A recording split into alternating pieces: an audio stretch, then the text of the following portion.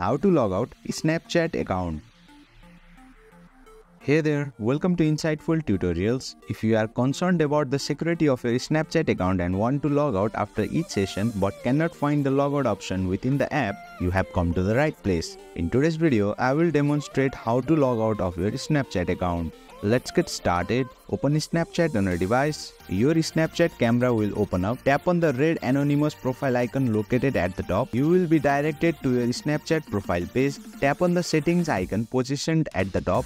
Scroll down to the bottom of the settings page. Locate the option for logout and click on it. Choose whether you want to save login information. A confirmation pop-up will appear asking if you are sure to log out. Tap on logout to confirm. And boom, you have successfully logged out of your Snapchat account. That concludes today's tutorial.